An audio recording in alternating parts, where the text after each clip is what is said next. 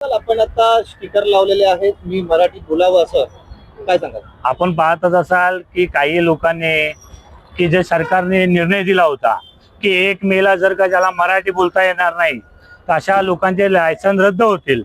परंतु याच विषयात काही लोकांनी जे बडबड करणारे असतात अशा लोकांनी सांगितले की आम्ही 4 तारखेला बंद करू, हे करू, ते करू. परंतु महाराष्ट्रात जर राहत असाल तर मराठी ही आलीच पाहिजे.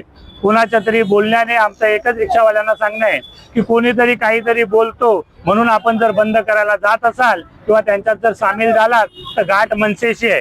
नक्कीच रिक्षावाल्यांचं म्हटलं तर नालासोपाराची परिस्थिती हिंदी भाषिक आणि परप्रांतीय इतर राज्यातून लोक व्यवसाय किंवा रिक्षासाठी जर संख्यावारी बघितली तर सुपारात जास्त प्रमाणे कसं पण पेट्रोल करा मनसेच्या माध्यमातून मान्य आहे ना, ती गोष्ट असेल सुद्धा आणि आहे सर्वांच्या निदर्शन आहे. परंतु त्याच्यातील काही रिक्षावाले हे महाराष्ट्राला मानणारे सुद्धा आहेत ना.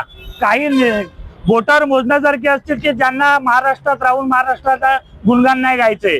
मग अशा रिक्षावाल्यांना आम्हाला इथे राहायला द्यायची गरज नाहीये. मग त्याने आपल्या गावात जावं आणि तिकडे धंदा करावा. जे महाराष्ट्राला मानणारे असतील ते परप्रांतीय असोत किंवा कोणी असोत ते आमचे आहेत. सन्मान्य राजसाहेबांनी या अगोदरही सर्वांना सांगितलेलं आहे, जे महाराष्ट्राला मानतात, महाराष्ट्रात राहतात ते महाराष्ट्राचे.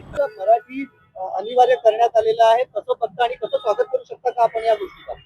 आपण हा मान्य करतोय महाराष्ट्रामध्ये असतं तर मराठी माणसं बोलायला पाहिजे सर्वांना. सरकारने ते निर्णय खरे निर्णय घेतली आहे. आम्हाला काय त्रास नाही. आम्ही इथे राहायला खायला इथे असतो तर मराठी माणसं पाहिजे आम्हाला. म्हणजे मान्य करता आपण की हा निर्णय योग्य आहे? नाही नाही नाही, बरोबर आहे, चांगले आहे. भांडण कशाला? आम्ही इथे राहतं खातं, भांडण कसलं?